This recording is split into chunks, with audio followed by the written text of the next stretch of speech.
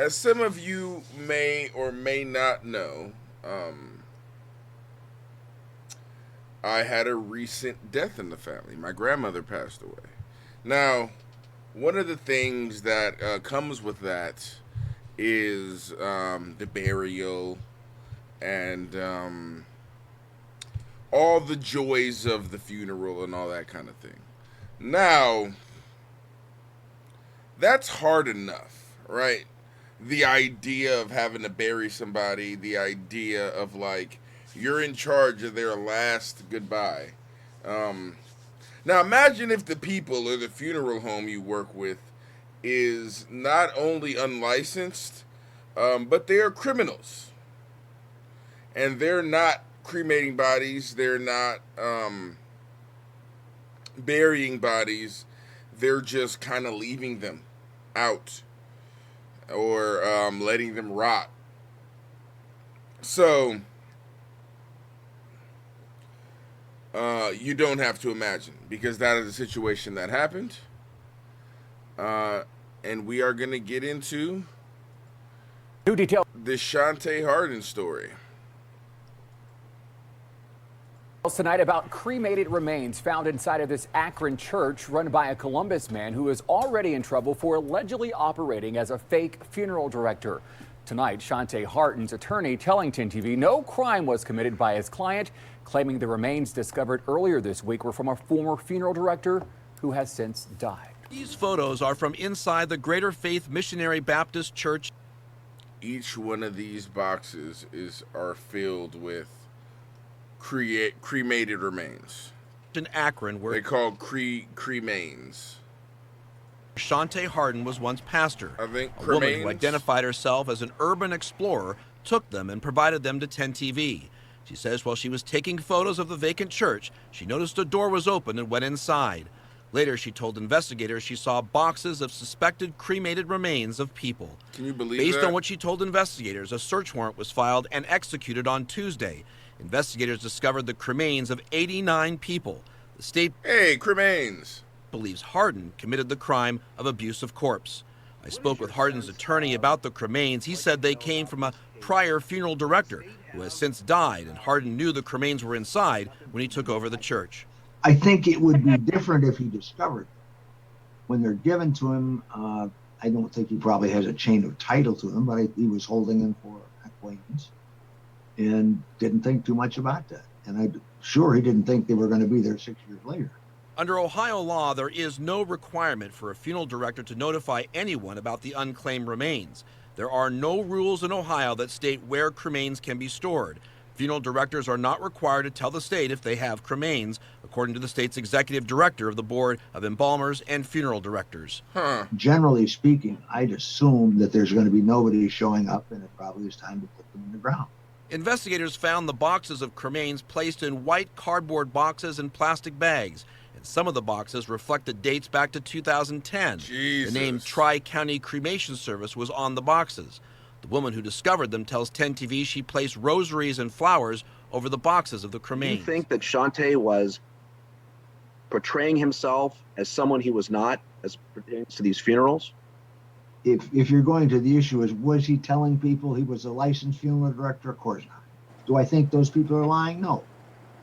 They come to Shantae at a terribly emotional time in their life. Their loved one has just died, and they, like most of us, don't know anything about the funeral business. And they assumed and expected to hear that he was a funeral director, and whatever he said, that's the way they interpret it. Federal law, if a funeral home has unclaimed cremations of a veteran, the funeral home is supposed to call the Department of Veteran Affairs, where the remains are supposed to be buried at a veteran's cemetery at no cost.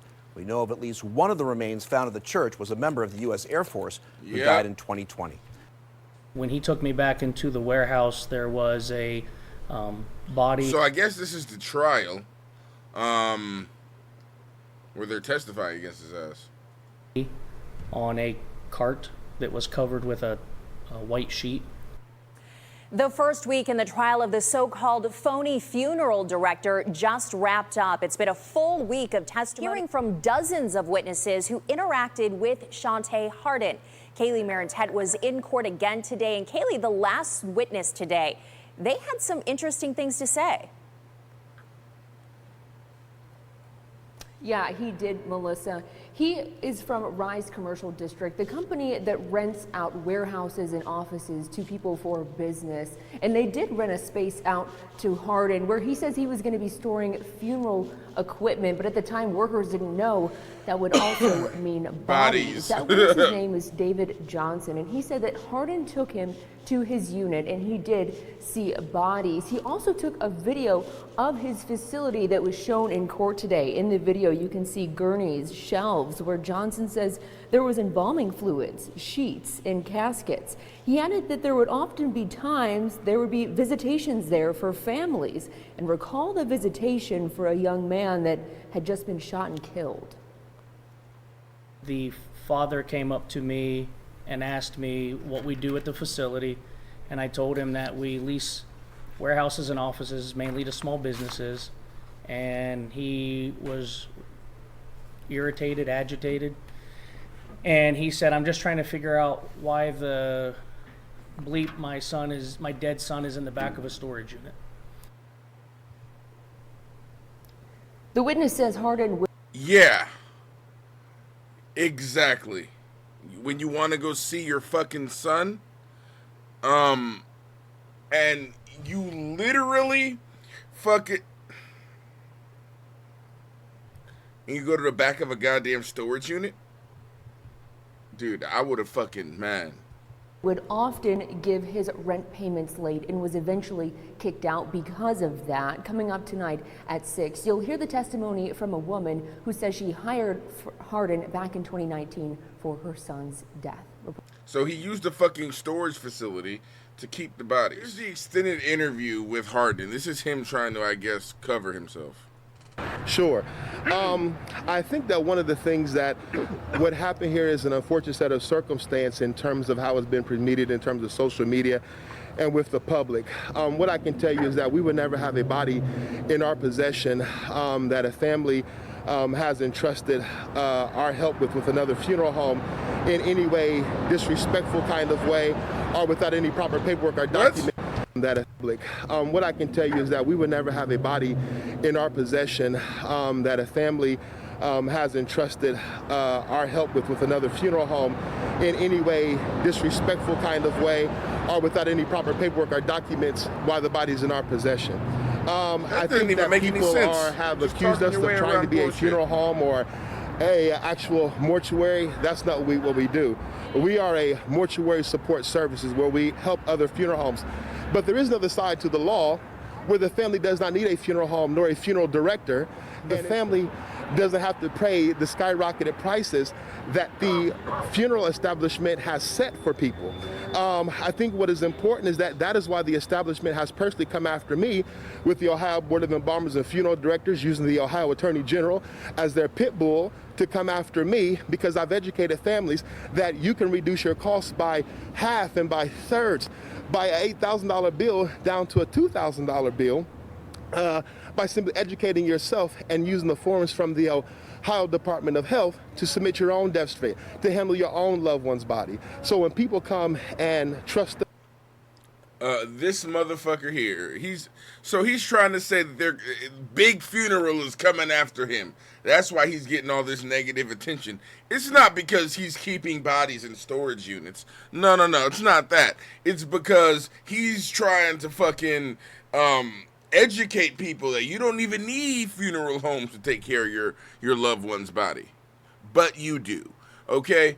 Me, being someone who just went through this personally, knows for a fact that if you really want to treat your loved one with respect and care, you go through a fucking funeral home. Okay? Even if they're not to be embalmed because of their religious beliefs, you go through a funeral service still that does that specifically. So saying that is crazy. Just like this dude is scamming people, and it seems like because every time he's getting arrested, he's in a different fucking suit. It seems like he's really good at talking to people during times of fucking grief, and using that ability to fucking prey on them, take their money, and just throw their fucking family member's body anywhere. Us, who are our family and our friends, and particularly who reach out to us for our help, we help them and we educate them. That's what we do. So the question is, why would you be storing bodies in this facility, which is not a licensed place to store bodies? So we're not a storage facility. We're not storing bodies here. But that's two bodies were taken from here. Yes, sir. So why were they there? So as the mortuary support company, when a body is on its way to the funeral home or to the crematory, there are some times where we need to place a body in a safe location while we take care of other matters. And I think that's the misconception, that people have this misconception as if we're just storing bodies every day. What is the definition of storing something? Leaving it in a supposedly secure place for an extended period of time alone. Okay? You were storing bodies in that fucking facility. We weren't storing bodies, we were just keeping it here alone while I did other shit. I'm just picturing him with like 3 hoes. Like, he wasn't doing anything important. Day by day and leaving bodies. That's not what we do. The mortuary transportation business never stores bodies. They take them from where the body is taken from directly to the funeral home. There are no stops in between. What you did here is you stored bodies here, and that's not allowed under Ohio Revised Code. Let me tell you this again, is that there are mortuary companies who will store bodies overnight perhaps. This isn't a facility that's licensed to do that. You don't have a cooling system in here. Well, if a body's been embalmed, you don't have to have a cooler to have a body in your presence. If a body has been embalmed, according to the Ohio Revised Code. So you deny any charges that you're running an illegal funeral home? I deny those charges. We're not running an illegal funeral home. And who are you contracting with? Can you tell us the names of the funeral homes that you're working with? No, I can't tell you names of funeral homes. That I work with, but I can tell you that the establishment, the Ohio Board of Embalmers, have gone against funeral homes that we work with, or who work with us, and have bullied them, trying to stop them from working with us, simply because we are here to help protect families and to help families. Simply because you're fucking scamming people, you're throwing bodies in storage units, and the amount of sweat coming off you right now, bruh, is letting me know that you lying about something. From the skyrocketing exorbitant prices that have been set by an industry. And that's why we're being bullied now. These are tactics, or people are coming after us because they simply don't understand the other side of the law. That doesn't require a funeral home nor a funeral home director to have somebody's body disposed of properly. And I think that's the misconception that people have right now. Just to clear out for people who they saw you put a body in a building, right? People are like, this is unusual because there's no name on the outside of this building. It doesn't say what kind of business is going on here, so people obviously felt concerned. Sure. And the Attorney General came and responded, and we had people who had told us, who've been inside and said, there was no business why those bodies should have been here. They were decomposing. You could tell that the formaldehyde had already been break down. One was in a box, one was in a plastic, one was wrapped in plastic. That's not how these bodies should have been taken care of. They should have been at a funeral home. Well, I think that in terms of here and people's concerns, anybody that a family has trusted us with, or a funeral home, I should say, that trusts us with a body, is always kept in proper conditions. There is never a time where a body is kept in an improper, unsanitary, unsafe condition that it should not be kept in. So this has been, you've had your facility checked by the Ohio Department of Health. It's been improved by the health department. What happens is, in certain parameters, the Ohio Department of Health. Hell no. And you can get this with phone calls, because we've made tons of phone calls to the Ohio Department of Health, to the local health department. The Department of Health wouldn't pass your fucking kitchen, let alone any place where you're keeping a goddamn body. And those things are on record that tell us we're not operating as a funeral home. So there's no permits and different things that may be required. But that's not what we do here. We're not here to be a funeral home or a mortuary. That's not what we do. So we're not a place that's open to the public. So a family member contacts you, or you contact a family member and say, I have a less expensive option for you in terms of your funeral. No, services. sir. We don't contact anybody. If family wants to hear from us, we're just by word of mouth. We don't advertise. We don't convey. We don't tell anybody we're a funeral home or we're funeral directors. Huh. Just by word of mouth, huh? I mean, I know a lot of certain kinds of businesses that only operate via word of mouth. Sometimes they operate in alleys or even storage facilities like the one you're working with now, sir. They're called illegal crime enterprises. Okay, they're not fucking. This is not a situation where you're. Well, it's only word of mouth. If what you were doing was legal and by the book, it would be fucking plastered on every page. And on top of that, I thought you were all about letting families know what they can and can't do when it comes to fucking their dead loved one, right? Wouldn't you want to advertise that so people in the know, or so you can get more people in the know, rather? Like, this dude smells like shit and he looks like shit. That's not what Shantae Devon Harden is. So walk me through the process. Family contacts you, they have a deceased loved one, and walk me through the process about what you provide. Well, if a family has an issue in terms, most of the time it's because a funeral home has charged them a particular amount of money that is over what they can afford to pay. They will often call me and ask me to come in and talk and negotiate with the funeral home on their behalf. So we don't necessarily keep bodies here. What happened on yesterday was an unfortunate set of circumstances where we had just temporarily housed, as explained to the Columbus Police Department, where we just temporarily housed a body for a moment. Another body who might have been here or whatever else, who was here, is not in terms of us storing her. When a family member who happens to be my family member, our close friends, you have a certain amount of discretion that you can use in terms of being able to hold a body. So the two bodies that were here, explain why they were here. I don't quite understand. They were here. They were on their way to the crematory. And it's How long had they been here? One had only been just a matter of maybe an hour or so. And the other? Just a period of maybe over a week or so. A week? Yeah. Okay. A fucking week? You held up. But the body was embalmed. But the body was embalmed, and embalmed probably by a licensed funeral home. Yeah. That was chosen by the family. Okay. All right. Anything else, Shantae, that you want to add? And thank you for coming by and explaining your side of the story. They're trying to target me. I become a target because of my race, because of the knowledge that I have, because of my experience. I become a direct target of the Ohio. There are fucking tons of black funeral home directors. There are tons of black people in the funeral fucking industry. Okay, they're not targeting you because you're black. They're targeting you because you keep committing crimes with bodies. That's why they're targeting you. It's because they're trying to get you off the streets because you're a fucking menace.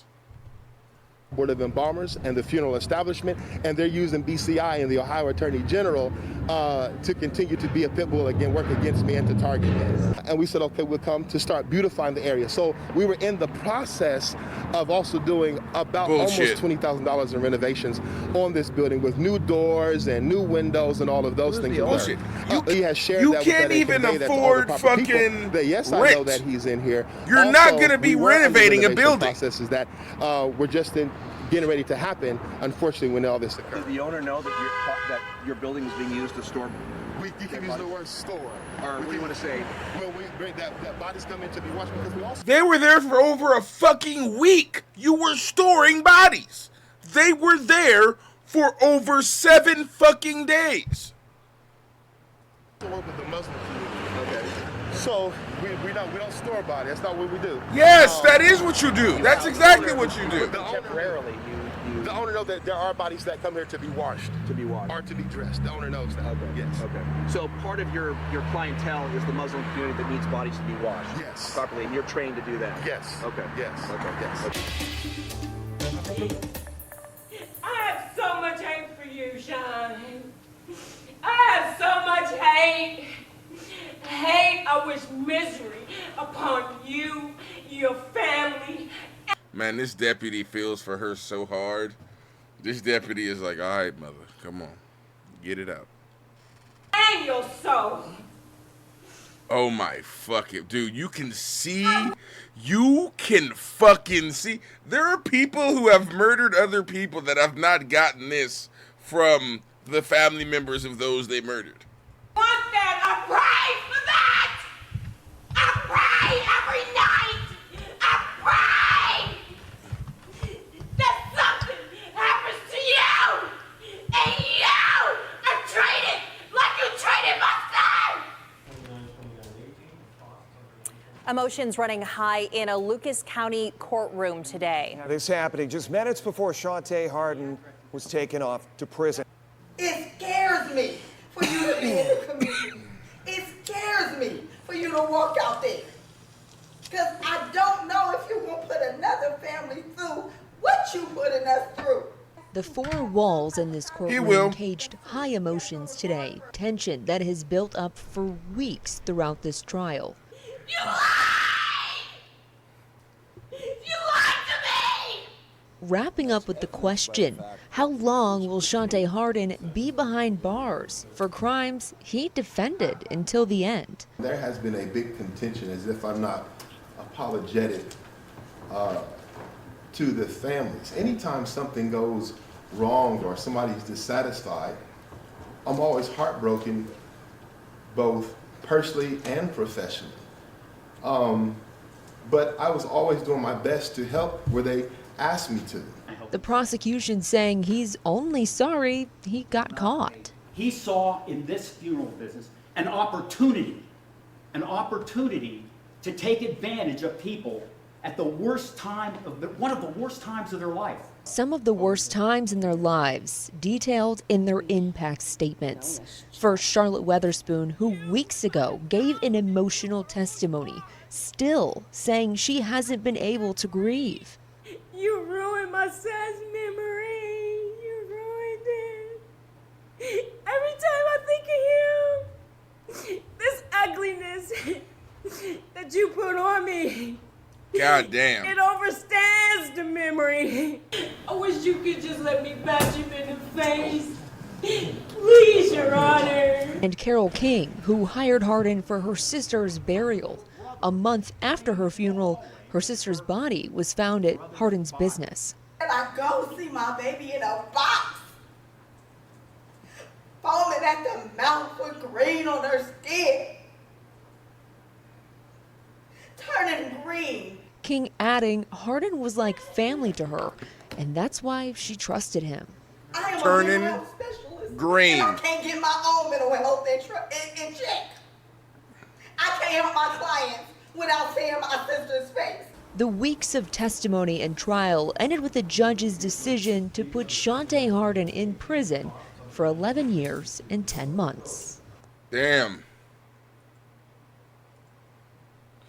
Yeah. Don't fuck with people's loved ones. I don't know. I don't know how else I can put it.